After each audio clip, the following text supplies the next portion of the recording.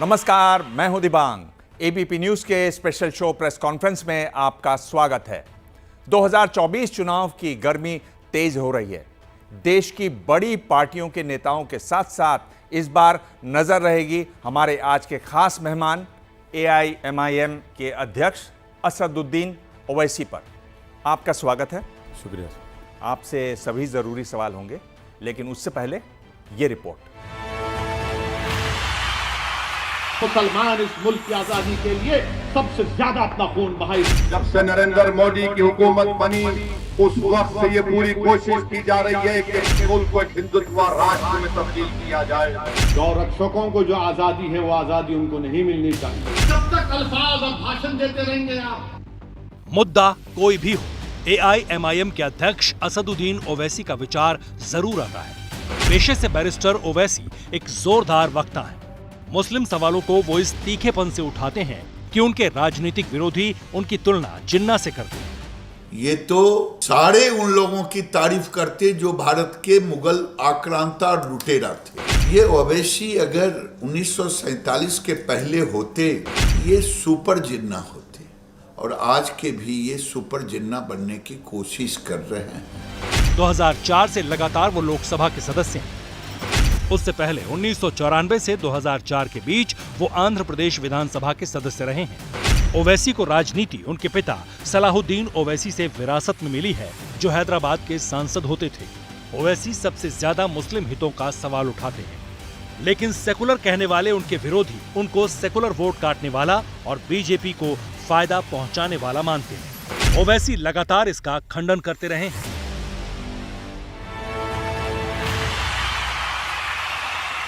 बड़े चुनाव होने वाले हैं 2024 के, उसमें आप नीतीश कुमार को कैसे देखते हैं, ये ध्यान में रखते हुए कि राज्य में आप उनकी सरकार का समर्थन कर रहे हैं?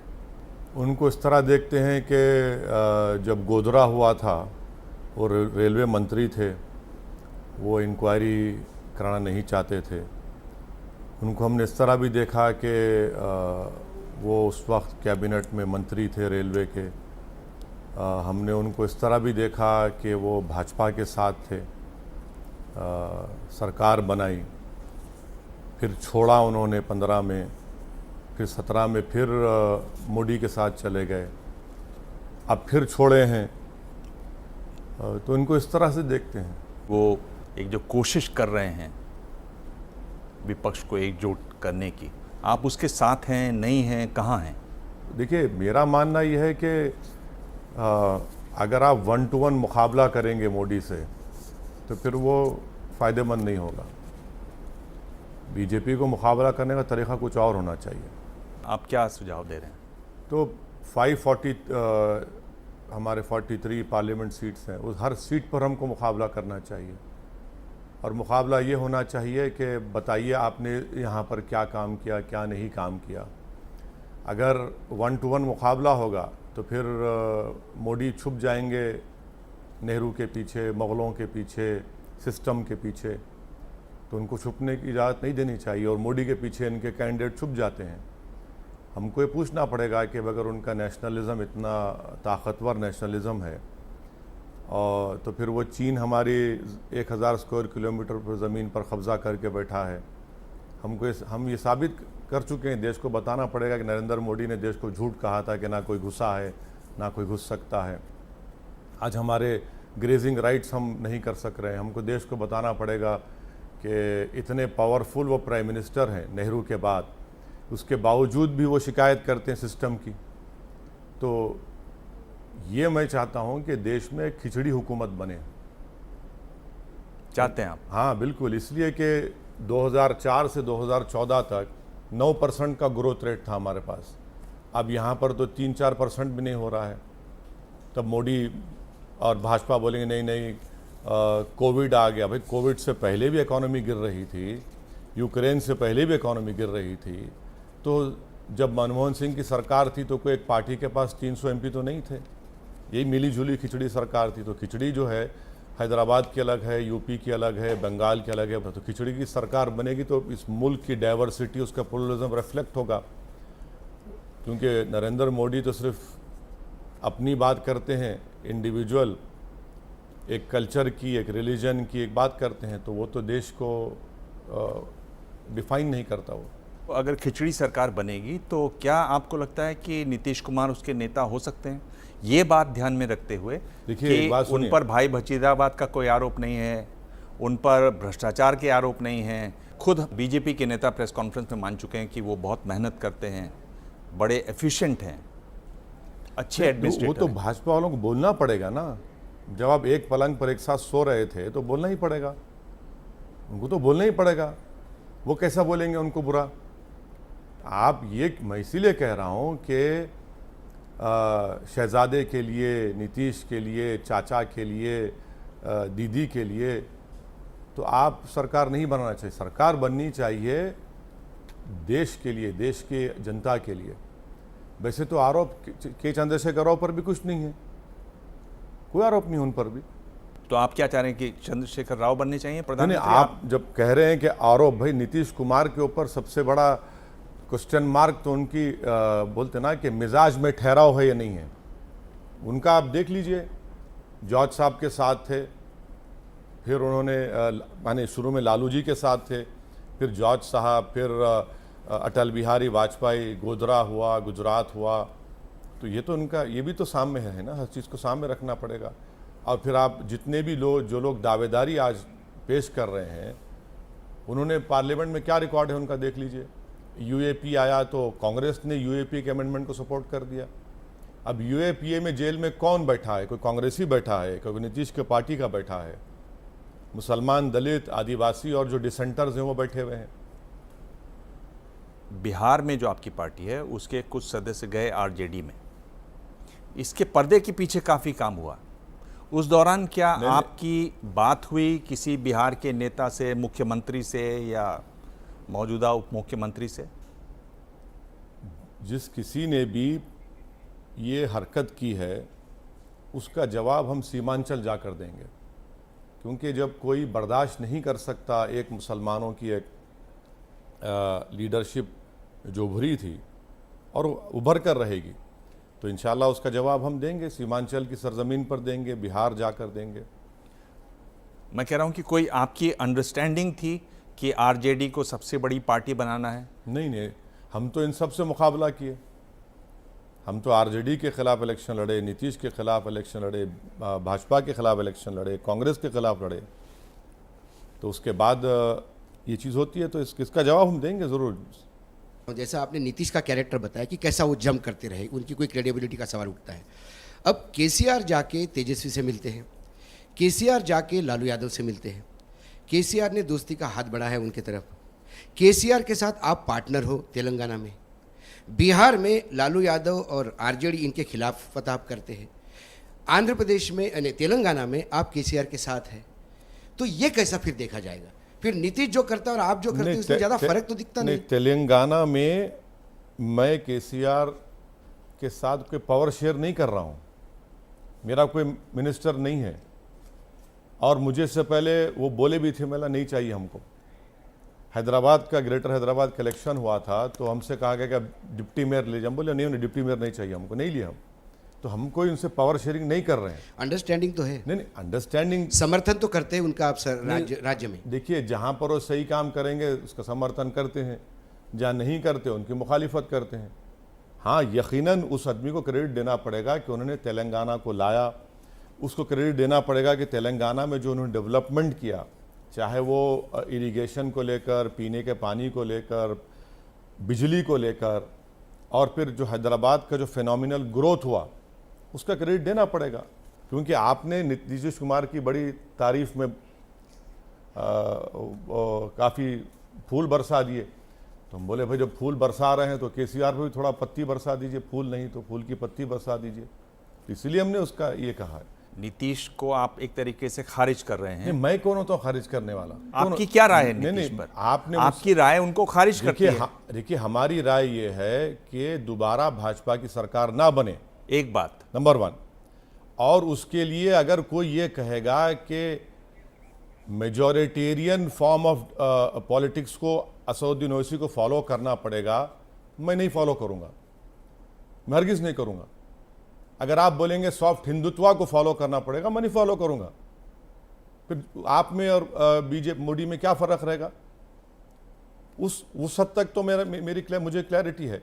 आपकी तरफ से अगर आपसे पूछा जाए तो कौन होने चाहिए प्रधानमंत्री पद के उम्मीदवार विपक्ष की तरफ से? नहीं, मैं इस बात को मानने को तैयार ही नहीं हूं कि 1-to-1 मुकाबला होना चाहिए। नहीं होना चाहिए। वो प्रधानमंत्री पद का तो एक ही उम्मीदवार होगा, एक ही तो भाई प्रधानमंत्री। 543 एमपी के लोकसभा की सीटें हैं, देश में बहुत से ज्ञानी और काबिल लोग हैं। आप सिर्फ चेहरों पे जाकर मुकाबला करेंगे, बीजेपी को फायदा हो जाएगा। तो 3-4 लोगों के नाम बता दीजिए। अरे क्यों 3-4 लोगों के नाम बताएंगे? 130 करोड़ का देश है, कोई भी बनेगा उसमें। चलिए, मैंने कह दिया, पहला नाम मैं खुद बोल रहा हूं असदुद्दीन ओवैसी। मैं कोई नाम नहीं बोलूंगा। मैं ये देखिए, मोदी के नाम को आपने इतना बड़ा चढ़ाकर पेश कर दिया, मैंने आपने तमाम लोग जो भी हैं, कि क्या हुआ भाई? पंडित नेहरू के बाद इतना बड़ी मेजॉरिटी के साथ एक पावरफुल प्राइम मिनिस्टर आया, उन्होंने देश के लिए क्या किया? आज भी 20 करोड़ लोग रात में भूखे सोते हैं, 4,500 बच्चे रोज मरते हैं, सुसाइड सबसे ज़्यादा इस साल हुआ है, किसानों की इनकम छोड़िए, इनकम गिर चुकी है, महंगाई आसमानों को सर छू रही है, इन्फ्लेशन, बेरोजगारी सबसे ज़्यादा पूरे देश, पूरे दुनिया में अगर है तो भारत में है। तो ये चेहरे पर मत जाइए। कमज़ोर मनमोहन सिंह कमज़ोरी थे, मगर इतना बुरा हाल तो नहीं था ना। सब पार्टियां थी उसमें, कांग्रेस बड़ी पार्टी जरूर थी, वो सब खिचड़ी सरकार थी। तो चलिए कमज़ोर को प्राइम मिनिस्टर बनाते हैं और देखते हैं देश तरक्की करेगा नहीं करेगा। पहला नाम मैं ले रहा हूं, असदुद्दीन ओवैसी। ना, हरगिज नहीं। कमजोर नहीं है, बिल्कुल नहीं। सब आप लिख कर रख लीजिए। मुझे कभी शौक था ना कभी है ना, मैं ख्वाब में भी सोचता हूँ चीज़ों को, सवाल ही पता नहीं होता। तो 3 नाम आप बता नहीं सकते? अरे क्यों बताऊंगा मेरे नाम? मैं क्यों बताऊंगा नाम? मैं हरगिज नहीं बताऊंगा उन नामों को। क्या बताएंगे भाई आप? शहजादे, दीदी, चाचा, ये क्या है? ये छोड़ दीजिए इनको। देश बहुत बड़ा है इन लोगों से। ये सब खारिज। ममता बनर्जी खारिज। मैं किसी को खारिज कर, राहुल गांधी खारिज, नीतीश कुमार खारिज। ना मैं किसी को खारिज कर रहा हूं, ना मैं किसी को अपनी जबान से बोलने वाला हूं। मैं ये कह रहा हूं कि अगर आपको भाजपा को हराने का है, मोदी को हराना है, आप चेहरों पर मत जाइए। आप उस 543 पार्लियामेंट के सेगमेंट में जाकर आप बताइए, उनसे पूछिए कि तुम मोदी के पीछे नहीं छुपोगे, और हम मोदी जी से कहेंगे कि आप नेहरू के पीछे नहीं छुपेंगे, मुगलों के पीछे नहीं छुपेंगे, फेक नेशनलिज्म के पीछे आप नहीं छुपेंगे। आपको बोलना पड़ेगा कि अमित शाह ने कहा था अगर पाकिस्तान से अगर गोली चलेगी तो हम बम बरसाएंगे। अरे बरसाइए ना चीन के ऊपर, क्योंकि चीन जान चुका है कि नरेंद्र मोदी अपनी डोमेस्टिक पॉपुलैरिटी के लिए कोई ऐसा काम चीन के खिलाफ नहीं करेंगे। तो चीन उस कमजोरी को समझ चुका है। इसीलिए हम, हद तो ये हो गई कि हमारी 50,000 फौज चीन से देख रही, आंख में आंख डाल रही, बावजूद उसकी जमीन पर कब्जा कर रहे हैं। हम मिलिट्री ड्रिल्स कर रहे हैं उनके साथ। ये कौन सा नेशनलिज्म बताइए? जो फौज हमारी जमीन पर कब्जा करके बैठी है, हम रशिया में उनके साथ मिलिट्री ड्रिल कर रहे हैं। यही तो क्वेश्चन करना पड़ेगा। आपने खुद ये बात कहा कि आप मुस्लिमों की बात करते हैं, वो हिंदुओं की बात करते हैं, तो ऐसे में तो उनके पास एक बहुसंख्यक समाज है ही है, और उसके लिए कहीं ना कहीं आप भी जिम्मेदार हैं, ऐसा मानते हैं आप? नहीं, आपकी बात सही है, मैं ही जिम्मेदार हूँ, दूसरे कोई जिम्मेदार नहीं है। जो नो कॉन्फिडेंस मोशन लाकर देश के प्रधानमंत्री नो कॉन्फिडेंस मोशन ले जाए, गले मिल लिया उनसे, हम जिम्मेदार है। हमें देखिए, मैंने खुद हमारी पार्टी ने 500 सीट लड़े थे शायद, इसीलिए वो जीत गए भाई। 31% हिंदू वोट 2014 में नरेंद्र मोदी जी को मिला था। ये CSDS का सर्वे है। 2019 आते आते 37% हो गया। वो हम जिम्मेदार हैं उसके। मैं सिर्फ 3 पार्लियामेंट की सीट लड़ा। आप ये देखिए कि सबसे ज़्यादा सीट लड़ कौन रहा है, और कौन मुसलमानों को ये ख्वाब दिखाकर वोट लेता है कि हम भाजपा को हराएंगे। ये सब चीज़ें हैं। प्रधानमंत्री नरेंद्र मोदी ने कभी भी किसी भी मंच से हिंदू मुस्लिम की बात नहीं की, वो सीधे सभी वर्गों की बात करते हैं। लेकिन आप जो है हमेशा मंचों से सिर्फ मुस्लिमों की बात करते हैं, तो क्या इसे ना माना जाए कि कहीं ना कहीं आप उनको फायदा पहुंचाने के लिए काम करते हैं? सुनिए, और विपक्ष भी लगातार आप पर यह आरोप लगाता रहा है। सुनिए, मुझे परवाह नहीं उसकी। आप अपने चैनल को झूठ साबित कर रहे हैं। आप ही के चैनल पर दिखाया गया कि मोदी जी ने कहा था कपड़े देखकर पहचानो। आप ही के चैनल पर दिखाया गया था कि खबरस्तान, शमशान, रमजान किसने कहा था? मैंने कहा था, देश के प्रधानमंत्री ने कहा था। फिर लोकसभा में पहला भाषण नरेंद्र मोदी का बहिज़्ज़ते प्रधानमंत्री के 1200 साल की सत्ता के बाद हमको गुलामी के बाद सत्ता मिली है, मैंने कहा था। मुझे इल्ज़ाम लगाना लगाइए, आपका जमहूरी हक है, मगर सच्चाई क्या है वो तो बताइए ना। सच्चाई ये है कि आप में इतनी काबिलियत नहीं है कि आप भाजपा को हरा पा रहे हैं। तो आपको लगता है भाई आप हारते हैं तो मुसलमान जिम्मेदार, आप जीतते हैं तो आपका परिवार जिम्मेदार। ये तो आपकी, जिसको उर्दू में कहते हैं हिपोक्रेसी और मुनाफिकत है उन लोगों की। बिहार में आपके एक ही विधायक हैं अख्तरुल ईमान, उन्होंने सपोर्ट किया नीतीश सरकार का? बिल्कुल किया बिल्कुल किया। ये वही नीतीश कुमार है जिनकी खूबियां आपने अभी गिनाई? बिल्कुल उन खूबियां नहीं, बल्कि ये तो उनका जो सीवी है वो। एक तरफ तो आप सपोर्ट करेंगे, दूसरी तरफ आप उनकी खूबियां भी गिनाएंगे, तो आपका स्टैंड क्या है फिर? नहीं, खूबियां गिनाना तो अच्छी बात है ना, जिस तरह की आप खूबियां गिना रहे हैं। बिल्कुल अगर सच्चाई को बयान करना तो अच्छी बात है ना।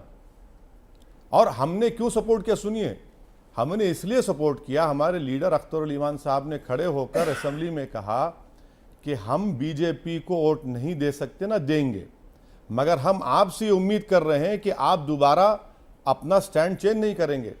हमने उनसे ये भी कहा कि आप बिहार में कुर्मियों के लीडर हैं और राजद के लोग यादवों के नेता हैं, तो आप एक डिप्टी चीफ मिनिस्टर मुसलमान को बनाइए। और सबसे अहम बात आपने कही कि सीमांचल से इंसाफ करिए, जो भारत का सबसे पिछड़ा इलाका है। तो इसीलिए हमने सपोर्ट किया, मगर इसका यह मतलब नहीं है कि हम आगे जाकर उनके खिलाफ नहीं जाएंगे, बिल्कुल जाएंगे। हम सीमांचल की लड़ाई लड़ते आए, लड़ते रहेंगे। लोग देख रहे हैं कि एक तरफ आप सपोर्ट कर रहे हैं, दूसरी तरफ आप ऐसी बात कर रहे हैं। अगर ऐसे ही हैं, उन पे भरोसा नहीं किया जा सकता, वो इधर से उधर। मैं ये पूछ रहा हूं कि आप एक तरफ सपोर्ट कर रहे हैं, दिल्ली में आ जाते हैं उनके खिलाफ बोलते हैं, बिहार में उनके साथ खड़े हो जाते हैं। देखिए, बिहार में उनके साथ नहीं, बिहार की जनता के फायदे के लिए बीजेपी को रोकना था। हम तो नीतीश कुमार को आईना दिखा दिए कि आप कल तक वहां पर थे, आप उनको छोड़ के आए और आप यहां पर आके बैठ गए। अरे उनका समर्थन कर रहे हैं तो साथ नहीं होना। और उनके बिल्कुल साथ नहीं है, उनके बिल्कुल साथ नहीं। हमको वोट देना है, यहां पर भी हम पार्लियामेंट में हैं।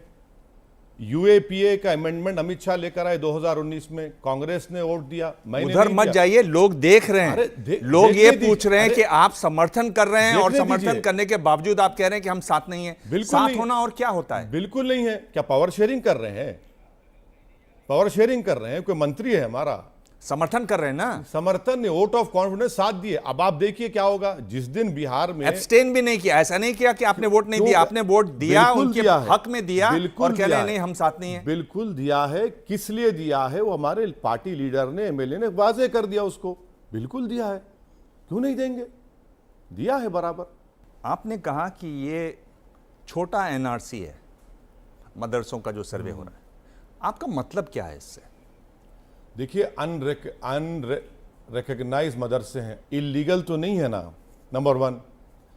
अनरजिस्टर्ड हैं, ठीक है, क्योंकि वो मदरसा यूपी बोर्ड के तहत रजिस्टर्ड नहीं है। आप सर्वे क्यों करा रहे हैं? आप ये कह रहे हैं कि national commission for child rights ने उनको कहा है। भाई, national commission of child rights के फंक्शन में आता ही नहीं है सर्वे कराना वो। और national commission of child rights तो सिर्फ क्रिश्चियन और मुसलमानों के खिलाफ वो इस्तेमाल होता है, वो तो अड्डा बना हुआ हिंदुत्व आइडियोलॉजी के लिए। हम ये कह रहे हैं कि आप सर्वे कराएंगे और आप ये देखेंगे कि कितने टीचर है, कितने वो। एक बात बताइए, नेशनल कमीशन माइनॉरिटी राइट्स में कि उनको पूछिए, उनको मालूम कि हिदाया के माने क्या है, आलिम फाजिल किसको कहते, मुहद्दिस किसको कहते, मुफ्ती किसको कहते। अरे आप सर्वे कराकर और डेटा जमा करके आप बाद में हैरास करेंगे। तो इसीलिए मैंने कहा छोटा एनआरसी है।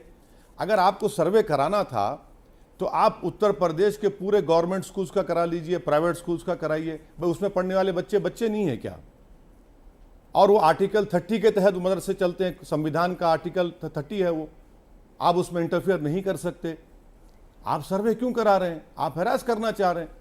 आज आप देख रहे हैं कि दारुल उलूम हो, जमीयतुल उलमा हो, बड़े बड़े मदरसे आज उसकी मुखालिफत कर रहे हैं। शुरू में तो आपने हमको माशाल्लाह से काफ़ी हमारे को आपने मकबूल कर दिया, मगर ये सच है। क्यों सर्वे करेंगे आप? सर्वे सबका करिए ना। अच्छा, और एक बात, आखिरी बात, मिनिस्ट्री ऑफ हायर एजुकेशन में यूआईडीएसई का सर्वे हो चुका है।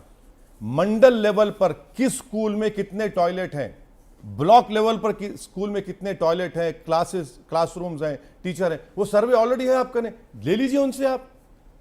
आप सिर्फ ये सर्वे क्यों कराना चाह रहे हैं? ये आप जान रहे हैं ना कि करीब 16,000 ऐसे मदरसे हैं जो रजिस्टर्ड हैं, 40,000 के आसपास हैं जो रजिस्टर्ड नहीं है, जिनका सर्वे की बात हो रही। भाई ये देखना चाह रहे हैं कौन से सब्जेक्ट पढ़ते हैं, क्यों? क्या आपको परेशानी क्या है सर्वे क्यों से? देखेंगे आप? नहीं, आपको सर्वे से आप क्यों देखेंगे? बाथरूम बने हैं कि नहीं बने हैं, बच्चों को देखिए, सर्वे आप बोल रहे हैं ना, यूआईडीएसी। आपको परेशानी क्या है सर्वे से, ये जानना चाह रहा हूं। यूआईडीएसी का सर्वे ब्लॉक मंडल लेवल पर डेटा अवेलेबल है, ले लीजिए ना।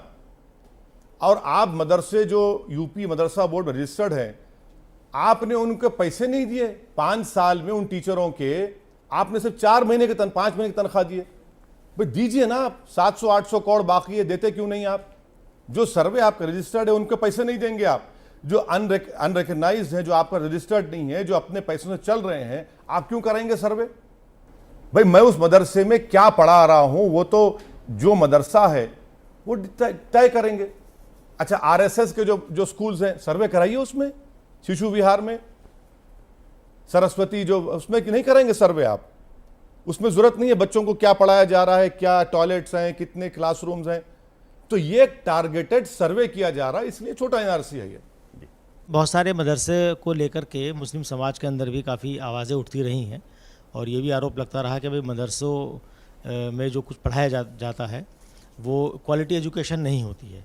तो अगर मदरसों को एक कॉमन स्कूल की तरह चलाया जाए और जो धार्मिक तालीम है वो एडिशनल तौर पे उसमें दी जाए, जैसे बहुत सारों में होता भी है, तो उसमें क्या हर्ज है? नहीं, आप देखिए, एक बात समझिए प्लीज़, मदरसे जब खुलते हैं ना, जो ये अनएडेड मदरसे हैं, इनको संविधान के आर्टिकल 30 का प्रोटेक्शन है। हाँ। आप फोर्स नहीं कर सकते मुझे, नंबर 1। दूसरी चीज़, भाई जो मदरसा मॉडर्नाइजेशन बोर्ड रजिस्टर्ड है, आप 5 साल में 5 महीने की टीचर्स को तनख्वाह नहीं दिया आप। मेरा सवाल था, मुख्तार अब्बास नकवी ने दिसंबर 2021 को आप निकाल कर देख लीजिए, आप पैसे नहीं देते। तीसरा ये है कि भाई उसमें मॉडर्न एजुकेशन, भाई मॉडर्न एजुकेशन पढ़ाया जा रहा है, कौन नहीं पढ़ाया जा रहा है, मगर मदरसा खोलने का बुनियादी मकसद क्या होता है? इंजीनियर डॉक्टर बनाना नहीं होता, वो मदरसा है। एक आलिम बनाना, उसको मुफ्ती बने, इमाम बने, उसका मकसद वो होता है। मगर आप ये सर्वे क्यों करा रहे हैं बताइए? आपके सर्वे कराने का मकसद क्या है? कि हरास करना मुसलमानों को, उन मदरसों को।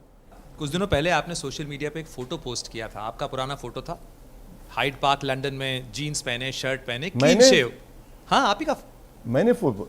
हाँ, आप ही का था। अच्छा, बड़ा स्मार्ट लग रहा था फोटो। अभी नहीं लगते स्मार्ट? नहीं, अभी भी स्मार्ट है आप। आपको सर्टिफिकेट क्यों चाहिए? नहीं, मुझे नहीं चाहिए। फिर आप क्यों पूछ रहे हैं कि मैं अरे भाई, वो certificate क्लीन शेव स्मार्ट बोल रहे हैं एक ही सांस में, तो हम ये कह रहे हैं कि भाई दाढ़ी तो देश के प्रधानमंत्री दाढ़ी को नहीं है, इसलिए कह रहे हैं। अच्छा, उनको नहीं है दाढ़ी, आपको भी नहीं है। हाँ, इसीलिए हम लोग कह रहे हैं। अच्छा, तो आप स्मार्ट हैं, हम नहीं हैं। आप अपने लिए पढ़ने के लिए बैरिस्ट्री करते हैं, लंदन जाते हैं, आपके परिवार अच्छे स्कूल भी चलाता है, एक्सीलेंस स्कूल चलाता है, लेकिन मदरसों के अंदर अगर पढ़ाई का स्टैंडर्डाइजेशन हो जाए, आप राजनीति करते हैं तो आप भेष भी बदलते हैं, आप जो है हिजाब की पैरवी भी करते हैं, स्कूलों के अंदर आप उस तालीम का के लिए कॉन्स्टिट्यूशनल प्रोटेक्शन की बात करते हैं, लेकिन अगर स्टैंडर्डाइजेशन हो जाए, अगर सर्वे होता है, ठीक है, कहाँ सर्वे होता है, लेकिन सर्वे से स्टैंडर्डाइजेशन हो जाए, इसकी मांग क्यों नहीं आप करते? कर ही नहीं सकते ना। नहीं, क्यों नहीं कर सकते? आप नहीं कर सकते। आप आर्टिकल 30 को पढ़ा करिए। अगर मैं मदरसे खोलता हूं, आर्टिकल 30 के तहत राइट टू एडमिनिस्टर मेरा राइट है, लेकिन उससे जो पढ़ के निकलेगा ओवैसी साहब वो भारत का नागरिक बनेगा। सुनिए, भारत का नागरिक बनेगा। भारत का नागरिक है। आप ये कहना चाह रहे हैं कि दारुल उलूम देवबंद से जिसने इस मुल्क की आजादी के लिए अपना खून पसीना बहाया, वो लोग मुल्क के लिए काम नहीं किए? बिल्कुल। आप ये कह रहे हैं कि नदवतुल उलमा से जिन्होंने इस देश के लिए, आजादी के लिए काम किया, वो ताकतवर नहीं थे? सुनिए, ऐसी तालीम भारत के लिए नागरिकों को मिल सके, अगर उसके लिए बेहतर इंतजाम किए जा सकते हैं तो क्यों ना? आप लोग के दिमाग में ये बात बैठी हुई है, उसको निकालिए कि मुसलमान बैकवर्ड है क्योंकि वो इस्लाम को फॉलो करता। मुसलमान बैकवर्ड इसलिए कि मदरसों में पढ़ता। 4% मुसलमानों के बच्चे मदरसों में पढ़ते हैं। और क्यों पढ़ते हैं? थियोलॉजिकल इस्लामिक इल्म हासिल करने के लिए पढ़ते हैं। मैं आपको रोक रहा हूं मॉडर्न स्कूल्स खोलने के लिए, खोलिए। और कौन नहीं खोलता स्कूल? कुंडू कमेटी की रिपोर्ट पढ़ लीजिए। प्रोफेसर कुंडू ने 2014 अक्टूबर में नजमा हेपतुल्ला रिपोर्ट दी, आप स्कूल ही नहीं खोलते। मैं रोक रहा हूं आपको स्कूल खोलने के लिए, इंग्लिश मीडियम के। खोलिए ना स्कूल, इंग्लिश मीडियम स्कूल खोलिए। आप स्कूल फीस का इंतजाम करिए। पार्लियामेंट में मैंने कई मरतबा कहा, मेरी स्टैंडिंग कमेटी की रिपोर्ट जो मैं मेंबर था, हमने कहा कि मोदी जी 2000 करोड़ एक्स्ट्रा दीजिए माइनॉरिटी मिनिस्ट्री को, ताकि स्कॉलरशिप डिमांड ड्रिवन हो जाए। 4% बच्चे मदरसों में पढ़ते हैं, आप बोलते हैं कि देश के लिए खतरा, देश के लिए मजबूत। अरे भाई, वो किस लिए पढ़ रहे हैं? इमाम बनने के लिए, मुझे गाइड करने के लिए। उसमें तकलीफ की बात है।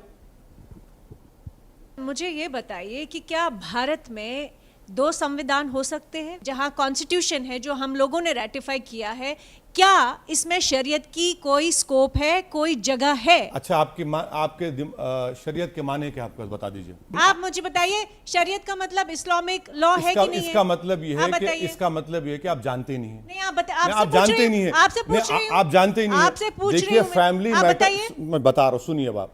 फैमिली मैटर्स में लॉ है, हम मानते हैं लॉ को। लॉ है ना, तो लॉ तो कॉन्स्टिट्यूशन का हिस्सा हो गया। अब सुनिए मेरी बात, है ना, लॉ है ना, कॉन्स्टिट्यूशन का हिस्सा हो गया, नहीं हुआ? मैं तो लॉ की बात कर रहा हूं ना। मैं भी लॉ की तो वही तो आपसे कह रहा हूं। आपसे यही सवाल पूछ रही हूं, क्या बच्चों को इंडियन कॉन्स्टिट्यूशन पढ़ाना चाहिए कि शरीयत लॉ पढ़ाना चाहिए, इस्लामिक लॉ पढ़ाना चाहिए? क्या इस देश में 2 लॉ चल सकते हैं कि नहीं, ये बताइए। बिल्कुल चल रहे हैं। मुस्लिम मैरिज एक्ट रिकॉग्नाइज्ड है, कॉन्स्टिट्यूशन का हिस्सा है ना। आपने ट्रिपल तलाक को बैन किया, दूसरों को बैन नहीं किया क्योंकि लॉ है उसका। आप बोलिए देश में 2 कानून, अब आपका जवाब दे रहा हूं, अब आप रुक जाइए। सीआरपीसी में आईपीसी अमेंडमेंट्स नहीं होते। राजा राम मोहन राय कहां पढ़े थे? मदरसे में पढ़े थे। आपकी इत्तला के लिए, आपके इल्म इजाफे के लिए कह रहा हूं, राजा राम मोहन राय मदरसे में पढ़े थे। अल्लामा फजल खैराबादी जो काला पानी की सजा में मर गए, इंतकाल हो गया, मदरसे में पढ़े। मौलाना महमूदुल हसन माल्टा की जेल में 3 साल थे, मदरसे में पढ़े। हुसैन अहमद मदनी देश के फिर मदरसे में पढ़े। मौलाना अबुल कलाम आज़ाद, ऐसे कई लोगों के नाम गिना सकता हूं मैं आपको। आप अपने दिमाग से इस बात को निकाल दीजिए कि मदरसे में पढ़ने वाला वो बैकवर्ड होता नहीं होता है। बैकवर्ड इसलिए होता है क्योंकि सरकारें इंटेलेक्चुअल डिसऑनेस्ट होती हैं। आप स्कूल खोलिए ना, मॉडर्न स्कूल खोलिए, कौन रोक रहा है आपको? देखिए, पर इसमें अगर आप देखें, मदरसा स्कूल है, पर स्कूल के 2 थॉट्स है ना। एक तो देवबंद और नदवा वाली बात होती है, दूसरा कहते हैं कि भाई आप अलीगढ़ मुस्लिम यूनिवर्सिटी है, जामिया है, वहाँ पढ़ाइए। ये 2 अलग हैं। तो इसमें आप किस तरफ खड़े होते हैं? आप चाहते हैं कि दोनों होनी चाहिए? बिल्कुल दोनों होनी चाहिए, कि बुरी बात क्या है? दारुल देवबंद है, नदवतुल उलमा है, जामिया अशरफिया है, अलीगढ़ मुस्लिम यूनिवर्सिटी है, सब है, क्यों नहीं है भाई? अगर आप मेरे को बोलेंगे नहीं यही पढ़ना, ये मत पढ़ो, क्यों नहीं? जिसको जो पढ़ना है पढ़ेगा वो। मगर आपके दिमाग में ये बात बैठी हुई है, मेरे दिमाग में कोई बात आपसे नहीं, सबसे कह रहा हूं कि भाई इस्लाम की वजह से बैकवर्ड होता है मदरसे। भाई वो बात नहीं है। मैं ये पूछ रहा हूं कि पिछले 8 साल में देश के प्रधानमंत्री ने कितने स्कूल्स खोले? अच्छा, वो स्कूल छोड़ दीजिए, आप 2000 करोड़ दीजिए, डिमांड ड्रिवन करिए स्कॉलरशिप को। आपको मालूम सर, हर साल जो माइनॉरिटी की 3 स्कॉलरशिप है, pre matric, post matric, merit cum means, 1 crore मुसलमान बच्चे स्कॉलरशिप से महरूम होते हैं। इतना जज्बा है पढ़ने के लिए। ये स्टैंडिंग कमेटी की रिपोर्ट मेंबर था मैं। आप देते नहीं हैं, आप दीजिए ना, फिर देखिए क्या होता है। असम के मुख्यमंत्री हैं, वो मदरसों पे क्या कह रहे हैं, वो सुन लीजिए। समाज में धार्मिक परंपरा रक्षा करने के लिए बहुत इंस्टीट्यूशन होता है, लेकिन जब वो धार्मिक परंपरा रक्षा करने का नाम में अगर कोई अल कायदा का ऑफिस मदरसा को बना देता है, तो उनको आप मदरसा बोलेगा कि अल कायदा का ऑफिस बोलेगा? तो मेरा हिसाब से मैंने मदरसा नहीं तोड़ा हूं, मैंने अल कायदा का कार्यालय को तोड़ा। अरे चीन को भिजा दीजिए, इसको यहाँ भिजा दीजिए, लद्दाख को, इनको जाके चीन को तोड़ के आइए। 1000 स्क्वायर में चीन कब्जा करके बैठे हैं, सरकार बैठी है, बड़ी बड़ी बात कर रहे हैं। और एक बात सुनिए, अगर कोई मदरसे से, छोड़ दिया, अब आपको डायरेक्ट बोलता हूँ, एबीपी के इस न्यूज़ चैनल में इतना बड़ा आपका ऑर्गेनाइज, अगर कोई पकड़ा जाता है कोई टेररिस्ट ऑर्गेनाइजेशन के लिए, मैं आके स्टूडियो तोड़ दूँ स्टूडियो को पूरा मैं? आप बोलिए, खुदा ना खास्ता अगर कोई आपका एक एम्प्लॉय पकड़ा जाता है, स्टूडियो तोड़ दें आके हम। ये वही कह रहे हैं। बोजाई गांव में एग्जाम्पल दे रहा हूं, नोटिस है मेरे पास फोन में। आप सिर्फ 12 घंटे का टाइम देते हैं, सुबह 1:30 बजे 260 बच्चों को निकालकर गांव वाले अपने घर में रखते हैं। 3 साल से मदरसा है। भाई आप जिस शख्स को आप कह रहे हैं कि अल कायदा का है, बराबर पकड़िए, सजा दिलवाइए, मगर मदरसे को क्यों तोड़ेंगे आप? वो तो एम्प्लॉय है। आप पूरे मदरसे को तोड़ दिए हैं। अच्छा, 2 दिन पहले NIA रेड किया है आसाम में कई जगहों पर, चलिए तोड़िए उनके घर तोड़िए, आप नहीं तोड़ते। आप बुलडोजर की जो पॉलिटिक्स भाजपा कर रही है वो रूल ऑफ लॉ को कमजोर कर रही है। बुलडोजर से देश चलेगा, संविधान से चलेगा। और आप कौन होते भाई? आपके गुवाहाटी हाई कोर्ट के चीफ जस्टिस बन चुके हैं आप, कि तय कर दिए कि सजा, उसको सजा भी अगर होगी तो मदरसे को सजा होगी क्या? और ये वो पार्टी बात कर रही है जिसका एक मेंबर ऑफ पार्लियामेंट के ऊपर टेररिस्ट चार्जेस हैं, पार्लियामेंट में बैठती है वो, तो इनको तो जेब भी नहीं देता ये बात, इस तरह की बात करें।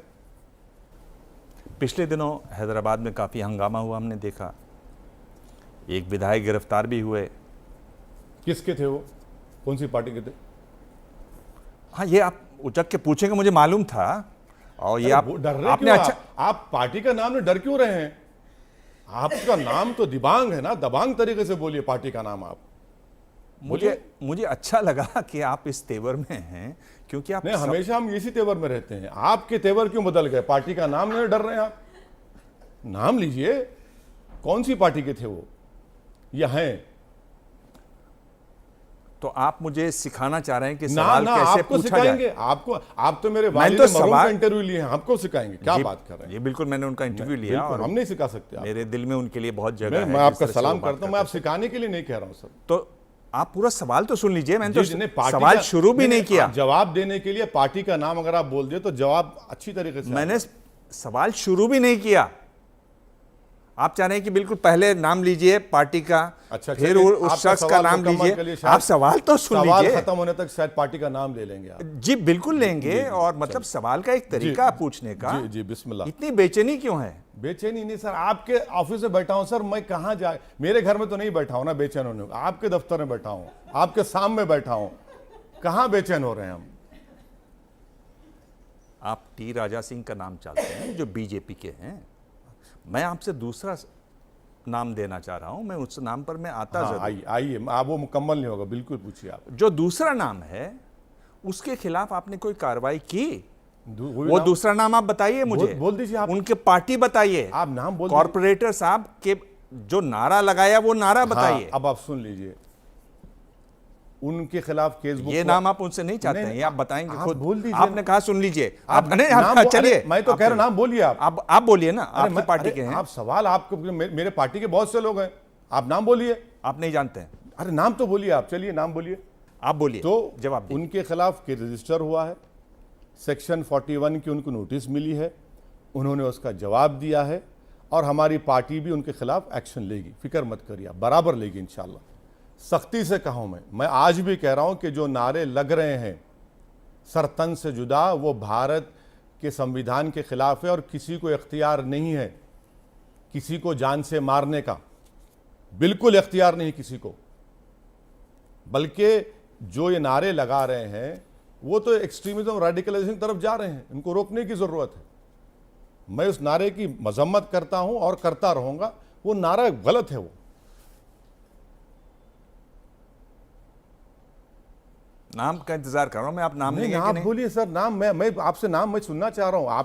आपके पास कार्ड्स हैं, मेरे पास कार्ड नहीं है कुछ भी, इसीलिए आपको नाम ही नहीं याद है आपने कॉर्पोरेटर का। आप नाम मतलब ये तो कमाल की बात हो गई कि आपको मतलब बीजेपी वाले का नाम आपको याद है, अपने कॉर्पोरेटर का आप नाम भूल गए। इसीलिए अगर आप नाम भूल गए तो मैं छोड़ देता हूं। इसीलिए याद रहता है बीजेपी का, क्योंकि हम बीजेपी के खिलाफ है और खिलाफ रहेंगे।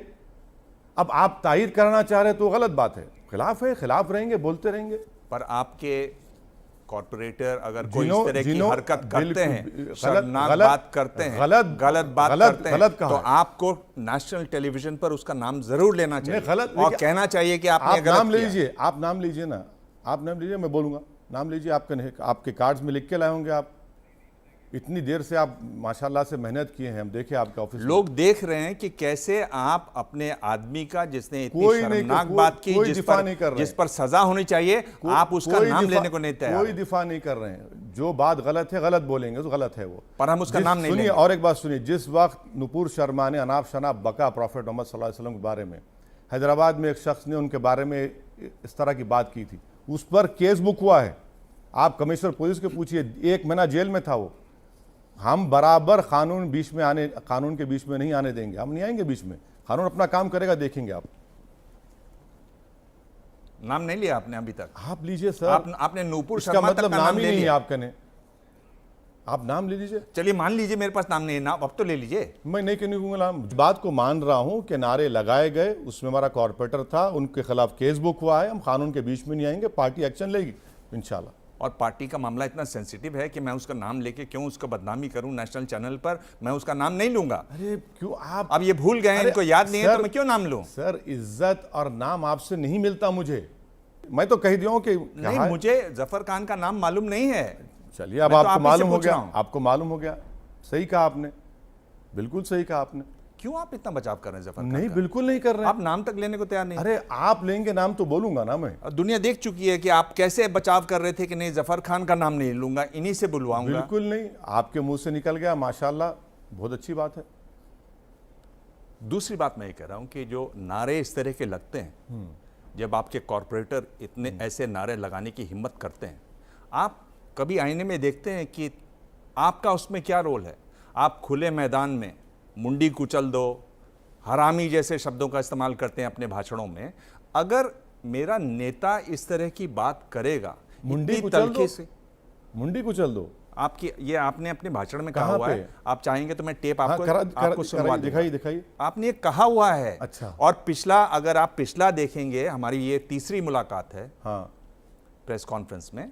पहली जो हमारी प्रेस कॉन्फ्रेंस थी उसमें ये बाइट चली हुई है आपकी, आज फिर चला दीजिए। आपने सुनी हुई है वो। जब आप इस तरह की भाषा इस्तेमाल करते हैं तो आपके जो फॉलोअर्स हैं, जो आपके वोटर्स हैं, उनमें इस तरह का भाव आता है, एक एग्रेशन भरा जाता है। आप इसको खुद को कितना जिम्मेदार मानते हैं? धर्म संसद में ही कराया, धर्म संसद मेरी वजह से हुआ, जहां पर महिलाओं का रेप करने की बात हुई थी, जहां पर मुस्लिम महिलाओं की बोली लगाई गई।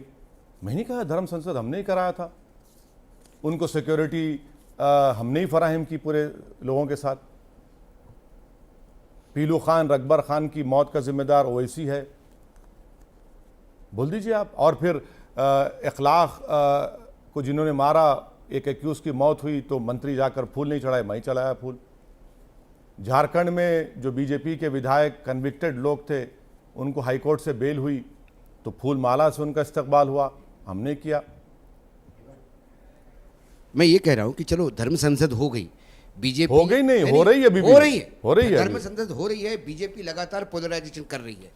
बीजेपी के नेता बहुत सारे ऐसी बातें कर रहे हैं जो असंवैधानिक है, इस देश की तासीर को खत्म कर रहे हैं, देश को तोड़ रहे हैं। एग्रीड।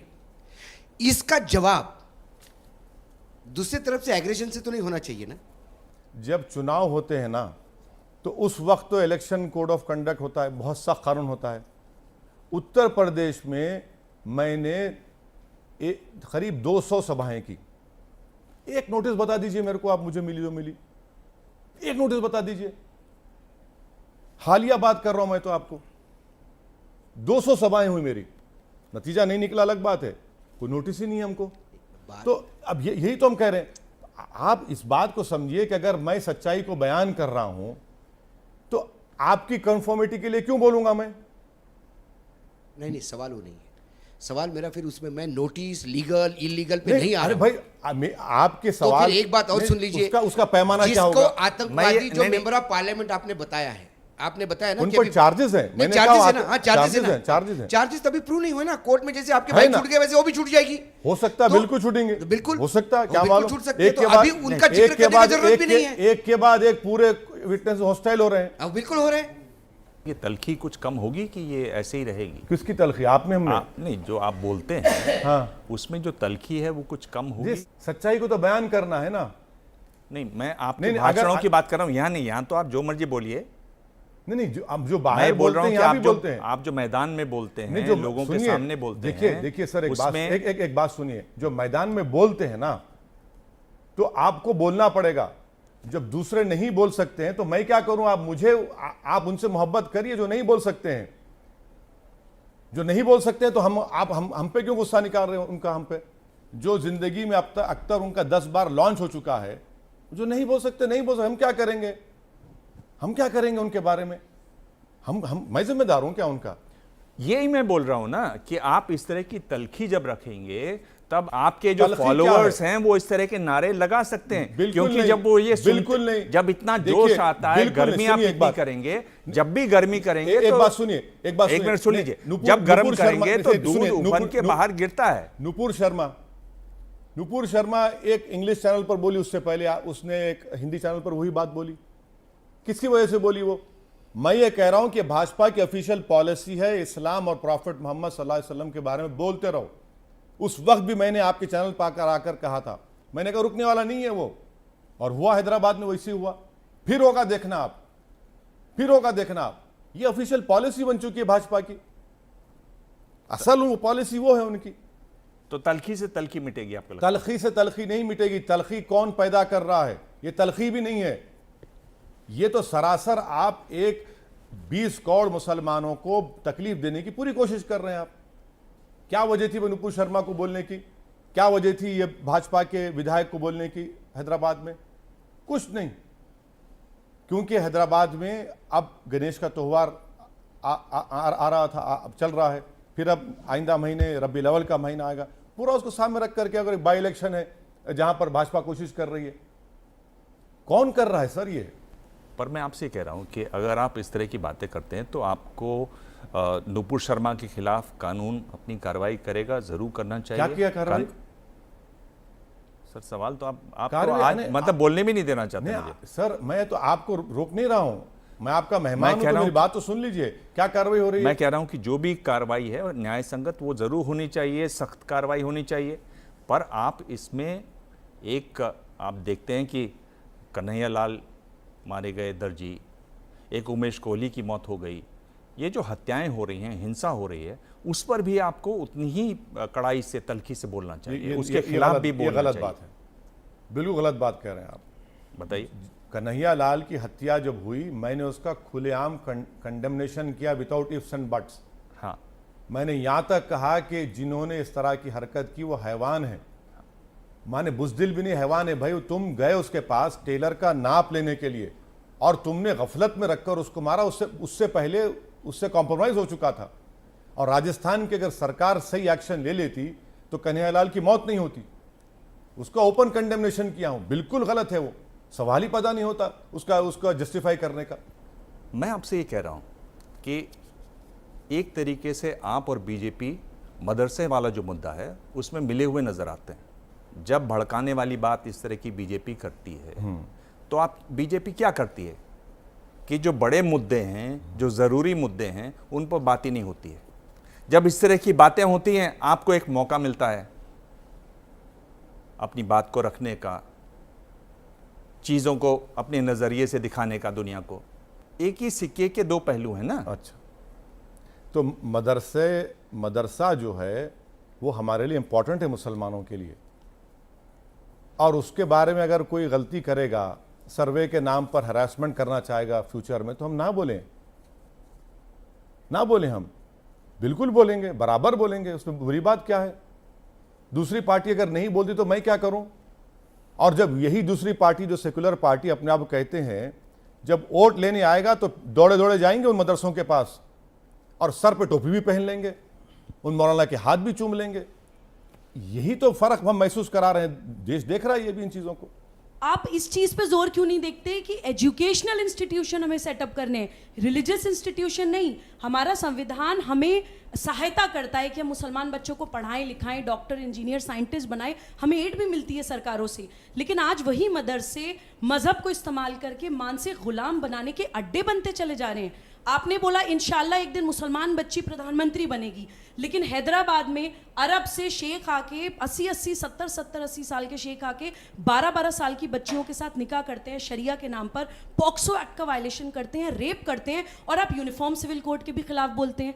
आप क्यों नहीं चाहते कि मुसलमान बच्चे का कानून या मुसलमान की शिक्षा व्यवस्था या मुसलमान की न्याय प्रणाली 130-35 करोड़ भारतीयों जैसी हो? आपने कन्हैया लाल के ग्रूसम मर्डर को, लिंचिंग को कंडेम किया, उसका मैं स्वागत करती हूँ, लेकिन ये आतंकवादी रातों रात नहीं बन जाते। वैसी साहब, मुसलमान बच्चे को पहले अलगाववादी बनाया जाता है। तुम्हारा पहनना ओढ़ना, खाना पीना, कानून, जुडिशरी, शिक्षा सब अलग है। जब वो सेपरेटिस्ट बन जाता है तब कुछ नेता उसको इस्तेमाल कर लेते हैं मुसलमान लीडर बनने के लिए, और कुछ आतंकवादी संगठन इस्तेमाल कर लेते हैं उनको टेररिस्ट बनाने के लिए।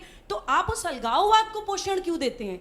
गुनाह इंसान जब करता है ना, तो अगर आप उसको मजहब के चश्मे से देखेंगे तो फिर आप वो चश्मा उतारना पड़ेगा आपको। राजीव गांधी को मारने वाला कौन, इंदिरा गांधी को मारने वाला कौन, और गांधी को मारने वाला कौन? कौन है वो कौन से मदरसे से पढ़ कर आए थे? नंबर 1। दूसरी बात, अगर मैं ये कह रहा हूं कि एक मुस्लिम बच्ची इस देश की प्रधानमंत्री बनेगी तो बुरी बात क्या, हिजाब पहनने वाली? मैडम मुझे ये बताइए, जब लॉ कमीशन ने यह कह दिया कि भारत को यूनिफॉर्म सिविल कोड की जरूरत नहीं है, उन्होंने अपनी रिपोर्ट में कहा है, तो जब लैंग्वेज में यूनिफॉर्मिटी नहीं है, खाने में यूनिफॉर्मिटी नहीं है, रिलीजन में यूनिफॉर्मिटी नहीं है, तो आप यूसीसी की बात कर रहे हैं। यूसीसी की अगर आप बात कर रहे हैं मैडम, तो हिंदू अनडिवाइडेड फैमिली के टैक्स रिबेट आपको मिलते, मुझे क्यों नहीं मिलेंगे? क्या वो राइट टू इक्वालिटी का खिलाफ नहीं है? यूनिफॉर्म सिविल कोड की आप बात कर रहे हैं, भाई कौन सा दयाभागा स्कूल ऑफ थॉट होगा या मिताक्षरा स्कूल ऑफ थॉट होगा? कौन सा स्कूल ऑफ थॉट होगा बताइए? गोवा में आप मिसाल देते हैं यूनिफॉर्म सिविल कोड की, गोवा में आप जाकर पढ़ लीजिए, अगर कोई हिंदू शादी करता है और उसकी वाइफ 25 साल या 30 साल के दरमियान में होती है, उनको बेटा नहीं होता है, तो दूसरी शादी कर सकते हैं। आप कौन से यूनिफॉर्म सिविल कोड की बात कर रहे हैं? मैं आपको ये कह रहा हूं कि डायरेक्टिव प्रिंसिपल्स फंडामेंटल राइट को नहीं छीन सकते, और मुझे फंडामेंटल राइट मिलता है आर्टिकल 29 में, मेरा कल्चर है। आप जिस शिद्दत के साथ मुसलमानों के मुद्दे उठाते हैं और लगातार आप मुसलमानों के मुद्दों पर जोर देते हैं, और चुनाव में भी जब जाते हैं, जो भाषण आपके होते हैं, तो आपकी कोशिश ये होती है कि मुसलमान एकजुट होकर के आपका समर्थन करें। तो कहीं आपको पर इसीलिए आरोप लगता है कि आप लगभग वही भाषा बोलते हैं जो कभी मोहम्मद अली जिन्ना बोलते थे। तो इस आरोप के बारे में आपका क्या कहना है? आप अगर मुसलमान कहेंगे, सुनिए और नहीं, मुझे सवाल पूरा कर लीजिए। मैं एक मिनट सर एक बार सुनिए। नहीं, मुझे सवाल मैं आपको गोडसे का साथी नहीं, मैं गोडसे भी आपको कोई राइट नहीं है मुझे जिन्ना से नहीं कह रहा हूं आपको, नहीं, आपको कोई राइट नहीं है। मैं स्ट्रांग ऑब्जेक्शन लेता हूं इस बात को। मैं एक भारत के संविधान पर ओथ लिया हूं पार्लियामेंट में। मैं आपसे क्या, आपको ये कोई राइट नहीं सर, माफ करना, आपको जिन्ना नहीं कह रहा हूं, मेरी बात सुन लीजिए प्लीज। जबान आप क्या बोल रहे हैं? आप बोलना क्या चाह रहे हैं? वही तो, अरे सुन तो लीजिए भाई, गलत बात है। आप सुन तो लीजिए। एक शख्स जो 4 मर्तबा का एमपी है, अरे आप सुन तो लीजिए। नहीं, आपको जेब नहीं देता कि आप जिन्ना के मुझे जोड़ दें। मैंने आपको जिन्ना नहीं कहा, सुन तो लीजिए। आपने कहा उस बात को। नहीं, आप इंप्यूट कर रहे हैं। नहीं, आप सुन तो लीजिए। आप इंप्यूट कर रहे हैं वो बात को कहकर। यही तो मैं कह रहा हूं, सवाल तो सुन लीजिए महाराज। आप सर, मैं सवाल सुनने तैयार हूं, मगर अगर मैंने आपको जिन्ना नहीं कहा, सुन लीजिए आप मैं क्या कह रहा हूं। मेरा एक बार सुन तो जिन्ना की जबान क्या मतलब?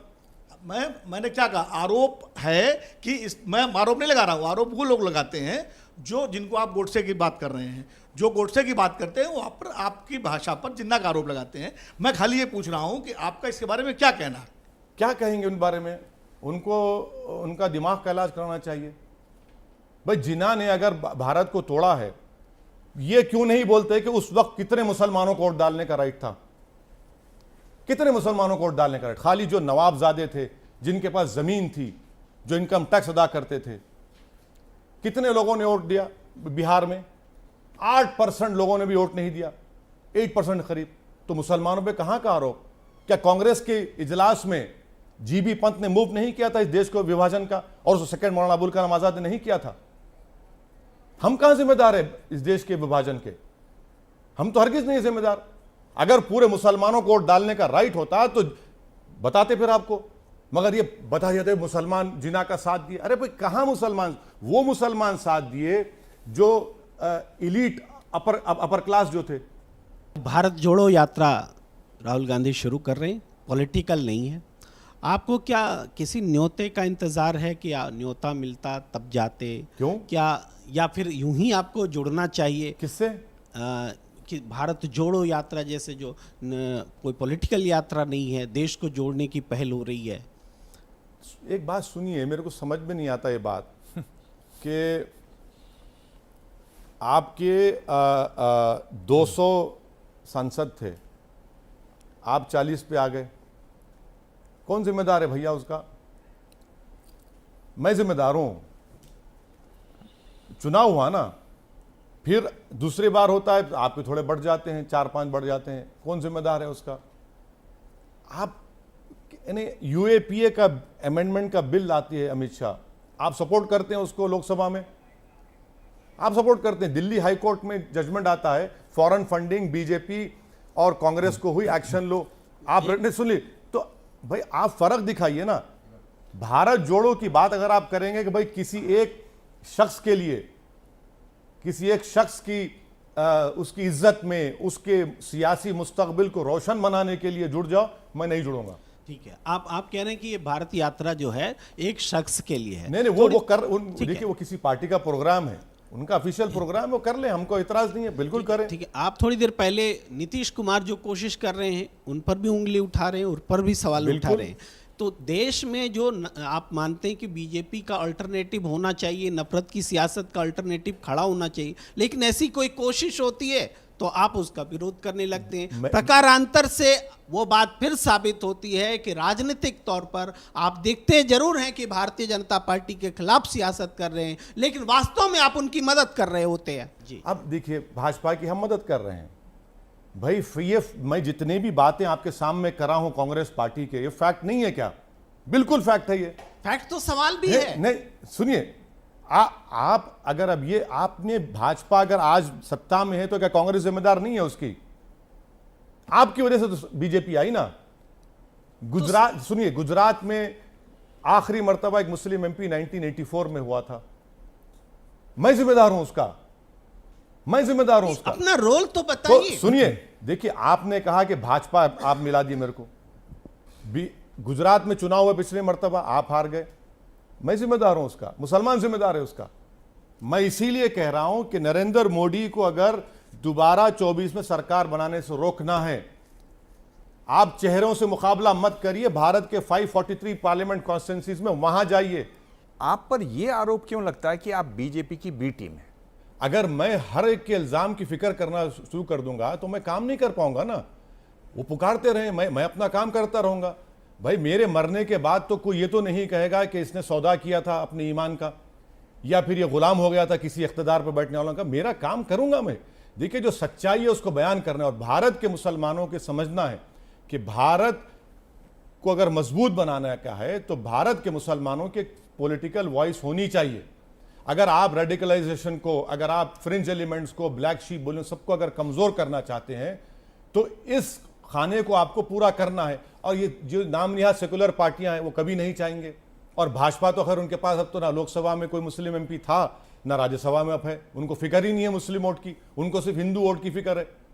तो मुसलमान क्या करें फिर?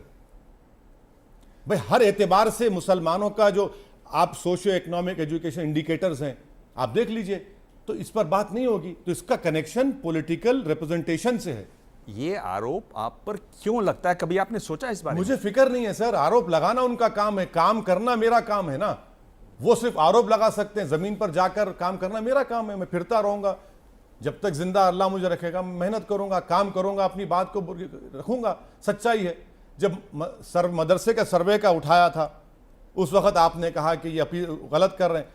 आपने देखा जमीयतुल उलमा ने जिम्मेदारी का एक पैगाम दिया। दारुल उलूम देवबंद में मीटिंग होने जा रही है 24 सितंबर को। ये तो सच्चाई है, बोलना पड़ेगा ना, उसमें बुरी बात क्या? बड़ा मुद्दा क्या है, एनआरसी, सीए या यूनिफॉर्म सिविल कोड? इन दो में से आप किसको प्रधानमंत्री के तौर पर देखना चाहेंगे, केसीआर या नीतीश कुमार? बीजेपी में आपको कौन ज्यादा पसंद आते हैं नेता के तौर पर, प्रधानमंत्री मोदी या अमित शाह?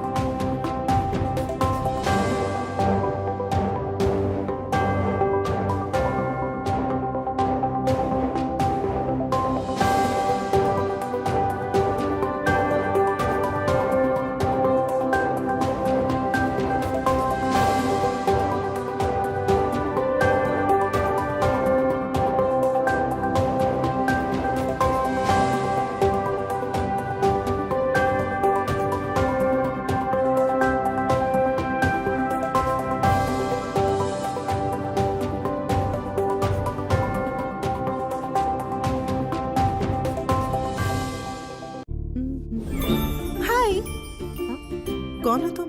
वही जो तुम थी। मैं? ये लो, Kaveri easy fast hair colour. बस 10 मिनट में बालों को फिर से खूबसूरत बना दे। Kaveri easy fast hair colour, easy भी और फास्ट भी। हीरा अपनी चमक को पाता है जब तराशा जाता है, और हीरे जैसे बदन को तराशता है एलॉयस hair removal cream. 100% natural extract से बनी त्वचा बनेगी शाइनी और lovely. No skin darkening, no bad smell. एलॉयस हेयर रिमूवल क्रीम। अपने बच्चों को बायजूस ट्यूशन सेंटर पर छोड़ और उनके डाउट्स क्लियर करना हम पर छोड़ दो। Byju's tuition centre, walk in और कॉल 900 900 2000 टू नो मोर। दुनिया भर में 20 करोड़ से भी ज्यादा लोग हैं तैयार ओमरॉन बीपी मॉनिटर्स के साथ, ताकि आप रहे लाइफ के लिए हमेशा prepared. Omron BP monitors. Omron.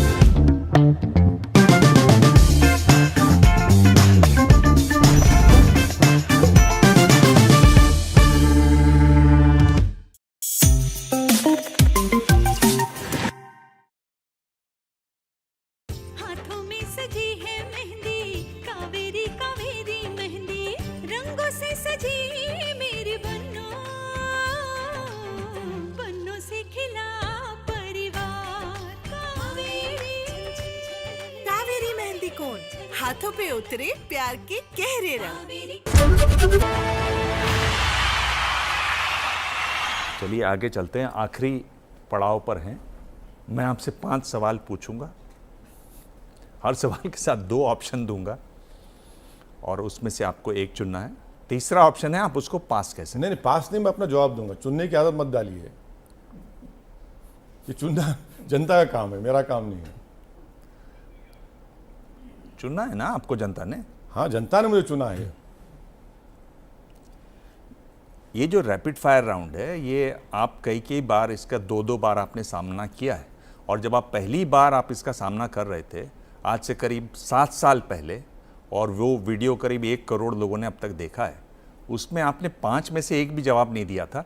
दूसरी बार जब आप आए थे अच्छा तो आपने 5 में से 4 जवाब दिए थे और आपने कहा था कि यूं बुलाते रहिए, मैं आगे और इंप्रूव करूंगा। जी। पहला सवाल है, सीबीआई, ईडी और इनकम टैक्स, आपको क्या लगता है कि इसका ज्यादा इस्तेमाल कांग्रेस ने किया या बीजेपी ने? दोनों ने किया। दोनों ने किया। ज्यादा इस्तेमाल किसने? दोनों ने किया। दोनों ने किया, पर ज्यादा किसने किया? दोनों ने किया। दोनों ने किया। दोनों ने किया, बिल्कुल किया दोनों ने। कई मिसालें दे सकता हूं मैं आपको। जगन मोहन रेड्डी को जेल में किसने डाला? और वही जगन मोहन रेड्डी जब जेल में थे तो प्रणब मुखर्जी के लिए वोट मांगने के लिए किसने भिजाया था? मुझे जाना पड़ा। जगन मोहन रेड्डी जेल में गया, क्यों गया? आज भी बेचारा परेशान है। अब वो बेचारा परेशान है, दोनों से परेशान है अब तो। ये बताइए कि बीजेपी में आपको कौन ज्यादा पसंद आते हैं नेता के तौर पर, प्रधानमंत्री मोदी या अमित शाह? नहीं, मेरा भाजपा से एक आइडियोलॉजिकल डिफरेंस है, क्योंकि वो भाजपा नहीं है बल्कि आरएसएस की आइडियोलॉजी पर चलती है, तो इसीलिए आइडियोलॉजी की बुनियाद पर पसंद करना मुश्किल है, पसंद नहीं कर सकते। हाँ, प्रधानमंत्री हैं हमारे देश के प्रधानमंत्री, उनकी इज्जत बराबर करेंगे, मगर ये पसंद का जो मामला होता है ना, ये ज़्यादा पर्सनल हो जा रहा है। ये आप लोग करते होंगे, मुझसे नहीं होता। बड़ा मुद्दा क्या है, एनआरसी, सीए या यूनिफॉर्म सिविल कोड? सबसे बड़ा मुद्दा इस देश के लिए बेरोजगारी, महंगाई, पेट्रोल की कीमतें आसमान को छू रही हैं, 20 करोड़ लोग बगैर खाना खाए सोते हैं, ये सबसे बड़ा मुद्दा है इस देश के लिए, जो बीजेपी भाग रही है इन चीज़ों से। कुपोषण है, अशिक्षा है। बिल्कुल है। 1,60,000 करीब लोगों ने सुसाइड किया 2021 में। ये बहुत बड़ा मसला है। इन दो में से आप किसको प्रधानमंत्री के तौर पर देखना चाहेंगे 2024 चुनाव के बाद, केसीआर या नीतीश कुमार? ये देश की जनता तय करेगी। देश की जनता तय करेगी कि किसको प्रधानमंत्री बनना है, नहीं बनना है। हाँ, रहा सवाल केसीआर से, केसीआर भी बड़े काबिल हैं। केसीआर चुन लिया मतलब आपने? काबिल है, मैंने कहा काबिल हैं, काबिल हैं। आप उनको देखना चाहेंगे? नहीं, ये देश की जनता तय करेगी, मैं नहीं तय करूंगा। मैं कौन होता हूं तय करने वाला? और ये सवाल जो है, ये पिछली बार भी मैंने पूछा था 7 साल पहले, आपने तब भी जवाब नहीं दिया था। मैं देख रहा हूं कि अब आप क्या करते हैं। मुस्लिमों का बड़ा हमदर्द कौन, समाजवादी पार्टी या तृणमूल कांग्रेस? ममता बनर्जी ने आरएसएस की तारीफ की। अगर वही बात असदुद्दीन ओवैसी कह देता तो क्या होता था पूरे देश में? सब चलाते, ये मुसलमान, ये मरने के बाद कब्रिस्तान में जगह मत दो। मगर वो बोल सकती हैं, हमदर्द कोई नहीं है। मुसलमानों को अपने ही दरमियान से अपना एक हमदर्द चुनना पड़ेगा। अगर उनको ओवैसी पसंद नहीं है, मत छोड़ दीजिए, मगर आप पहचानिए उन लोगों को जो आपके नाम निहाद हमदर्द हैं। ये हमदर्द नहीं है, इनको सिर्फ आपकी वोट से मोहब्बत है और उससे ज़्यादा कुछ मोहब्बत नहीं आपसे। ओवैसी साहब, आपने हमें समय दिया, सभी सवालों के सीधे तिरछे आड़े सब जवाब दिए। और एक बात तो है कि 7 साल पहले मैंने आपसे बात की, फिर 6 साल पहले आपसे बात की, 2 प्रेस कॉन्फ्रेंस किए, तो तलखी अभी भी है और आप इसे अच्छी बात मानते हैं। इसके साथ तालीम और तरक्की की भी बात हो, और पुरानी आदत भी अभी आपकी है, आप इस इंटरव्यू में भी देखिएगा, आप बहुत बार अभी भी बात करते हुए अपनी आंखें बंद कर लेते हैं। आपने पिछली बार मुझे बताया था कि आप सोचते हैं आंखें बंद करके, तो एक आध बार आप सोच के भी जवाब देते हैं, ये बहुत अच्छी बात है। आपने बुलाया, बहुत बहुत शुक्रिया आपका। बहुत बहुत धन्यवाद। आप तमाम का शुक्रिया। प्रेस कॉन्फ्रेंस में आज इतना ही। अगले हफ्ते मिलेंगे एक और खास मेहमान से। तब तक देखते रहिए एबीपी न्यूज।